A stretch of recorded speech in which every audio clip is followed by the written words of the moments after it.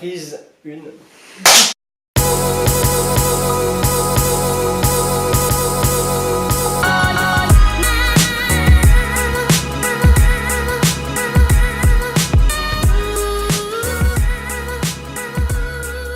Est-ce que vous pouvez nous parler un petit peu de votre parcours cinématographique?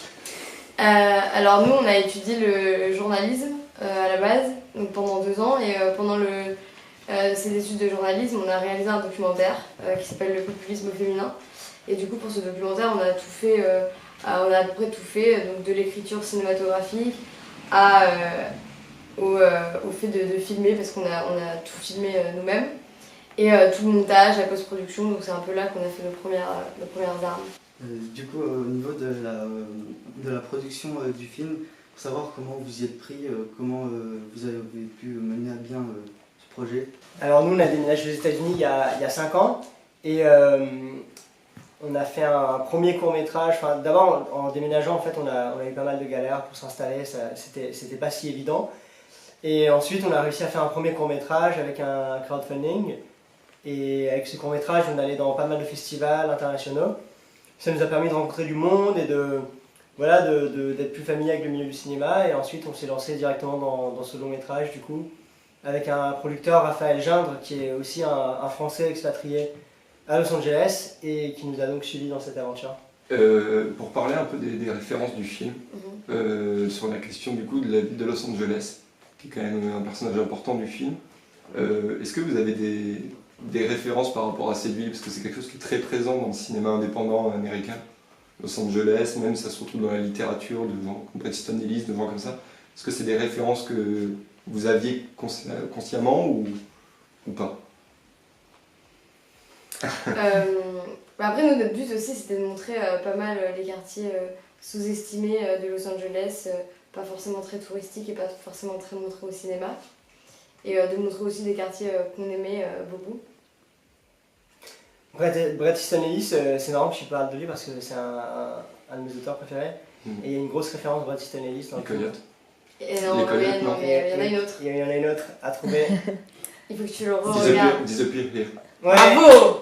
Je posais la question justement de ce panneau, c'est clairement... Bravo. C'est pour ça que je pensais à Bret. Ok. Trop bien, voilà. Et au moins ça a servi pour une... Ah non, t'es la deuxième qui la voit. Non. JB, ça a servi.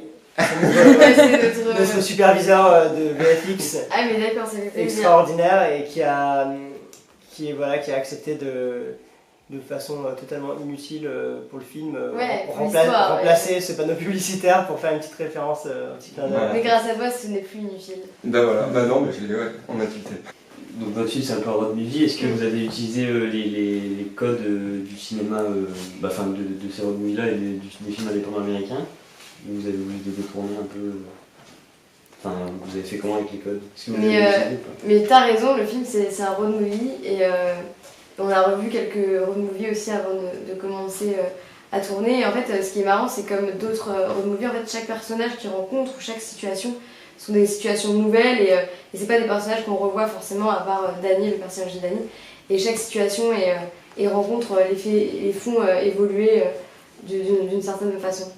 Après, par rapport aux références sur la ville et tout ça, on s'est inspiré du cinéma indépendant américain sur certains aspects, notamment sur plus en fait sur la liberté du récit, sur c'est une production très petite, une équipe très petite et tout. Et après sur les portraits de ville, c'est marrant parce que la plupart de nos références sont plus européennes. Oslo 31 août par exemple de Joachim Trier et Oh Boy de Jan Ole Gerster. Ce film allemand qui nous a bien marqué aussi. Ouais, il y a ce côté Oslo. Et est-ce que vous pouvez nous parler un petit peu des personnages entre guillemets secondaires, par exemple Danny ou la tante, qui sont des personnages, on les voit que quelques minutes, mais on a l'impression d'avoir compris un petit peu toute leur vie. C'est marrant parce que le personnage de Danny à la base c'était un DJ et en fait quand on a su que l'acteur Cléo Thomas était un vrai rappeur, on a changé le personnage en un rappeur. Et après c'est les personnages secondaires, ils servaient aussi à montrer plusieurs facettes de l'Amérique. Donc la tante, elle est plus là pour un peu montrer ce côté plus Amérique puritaine, hypocrite. alors que le personnage de Danny, lui, c'est un petit peu plus... voilà, il représente plus la résilience des jeunes et le fait... Et ouais, le côté un petit peu bohème. On a aussi le fils à papa, le mec avec sa veste en cuir là. Les filles rencontrées à la soirée, qui sont voilà, un peu le symbole de cette nouvelle vie, nouvelle amitié qui se crée. Donc voilà, toujours dans l'esprit de road movie où chaque personnage amène quelque chose d'un peu différent. Et après le personnage de la voiture aussi, et c'est marrant parce que je demandais pour le road movie, mais le personnage de la voiture aussi est un personnage important et qui va aussi malgré tout influencer l'histoire. Après, au niveau du casting, est-ce que quand vous avez écrit ce film, vous avez tout de suite pensé à des acteurs ou comment est-ce que ça s'est amené tout ça? Bah du coup, on a fait 2 mois de casting et en fait c'était pas si simple parce que pour le personnage de Jake, il nous fallait un jeune homme qui ne soit pas lisse, qu'on sente un peu le vécu sur son visage. Et à la base, en casting, tous les Américains qui venaient, c'était un peu le stéréotype d'Américains musclés avec les dents blanches et du coup ça fonctionnait pas du tout. Et après pour le personnage de la fille, il nous fallait aussi une fille qui incarne la normalité mais sans être banale et en même temps il fallait qu'elle soit charismatique parce que voilà, c'est quand même 1h30 de film où il faut qu'on s'attache à ces personnages et qu'on ait envie de les regarder. Et au niveau de la distribution, du coup, votre film il est distribué aux États-Unis aussi, j'imagine? Oui, il est distribué aux États-Unis avec une sortie prévue début février 2019. D'accord. Et d'ailleurs, on va changer le titre dans Et le titre américain, du coup? Anywhere with you. Voilà, parfait. Ah ouais, t'aimes bien? Ouais, très bon. C'est vrai? Ah oui, non, sincèrement. Sinon, ça aurait fait un C'est plus axé sur le côté romantique. Ouais. Ça sort avant la Saint-Valentin aussi. Ouais. Voilà. Et ce changement, c'est par rapport aux États-Unis vraiment par rapport à la façon...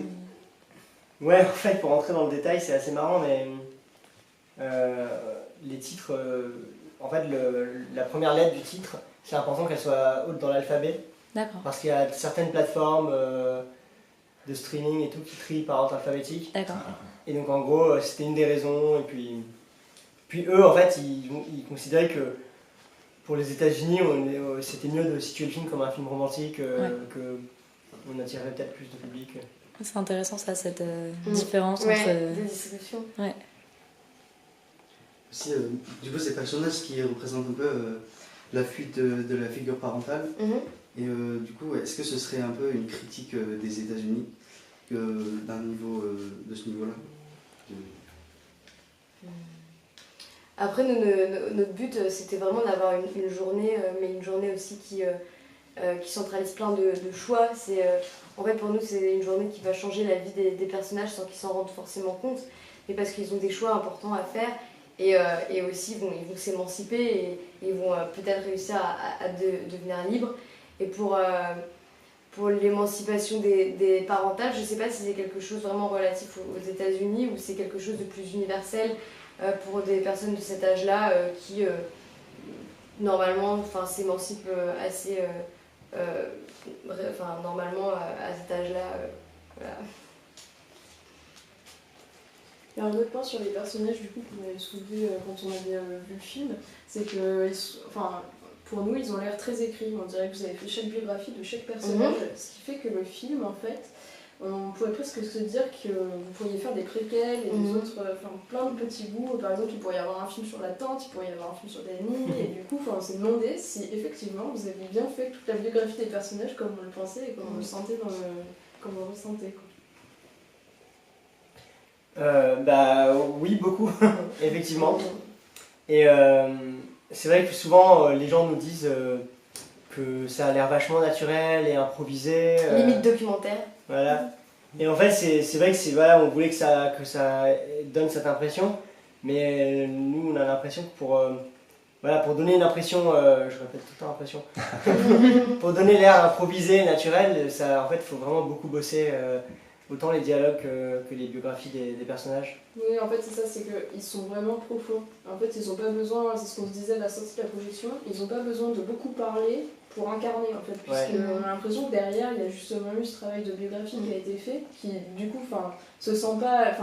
se sent quand on cherche à le trouver, mais en fait, j'ai pas à expliquer, mais du coup, en fait, ça coule de source, quoi. Et les personnages, on n'a pas l'impression de voir des acteurs en train de jouer, mais des personnages vraiment qui sont présents, et du coup, je pense que c'est tellement bien écrit les biographies que je pense que c'est parce qu'on a aussi donc beaucoup travaillé sur ces biographies, ou plutôt ces backstories, c'est plutôt les histoires d'avant, mais c'est aussi parce que les acteurs sont adeptes de la méthode acteur studio, et du coup que eux, au lieu de jouer une scène, ils vont vraiment essayer de la vivre au plus profond d'eux.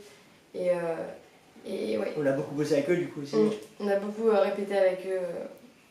Répéter avec eux et détailler vraiment au maximum le passé des personnages et quelles sont leurs ambitions, quels sont leurs buts. Et ce qui est agréable avec des acteurs comme ça, qui sont acteurs studio, c'est qu'ils ne veulent pas juste dire bon, donne-moi le texte et c'est bon, je récite le texte, mais ils veulent vraiment comprendre chaque réplique. Et donc ils ont des milliards de questions, même auxquelles parfois on ne pense pas, mais qui va les aider à créer cette épaisseur au personnage. Ouais, ils sont très investis. Bah, du coup, juste une dernière question un peu bateau, mais du coup, quels sont les projets futurs que vous avez, si vous en avez? C'est pas obligé. Mais du coup, on espère tourner l'été prochain. Et en fait, contrairement à ce film qui se passe sur une journée, mais dans plein d'endroits différents, le prochain film, en fait, on veut le tourner dans un seul endroit, mais au fil des 4 saisons, et donc au fil de 1 an. D'accord, ok. Ok, donc toujours... à 8 clos cette fois-ci. Toujours cette question de temporalité. Ouais. Vous y pensez en premier et ensuite vous... Non, pas du tout. En fait, je pense... j'ai pas l'impression. Je crois pas. Non, je pense pas qu'on y pense, mais ça vient avec l'histoire, non? Ouais. On pense plutôt à l'histoire en premier, après à la temporalité, mais peut-être qu'au fond de nous, c'est notre obsession. Ouais, peut-être.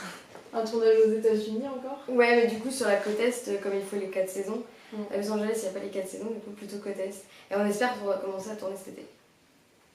D'accord. Super. Ok. Bon, merci beaucoup. Merci à vous.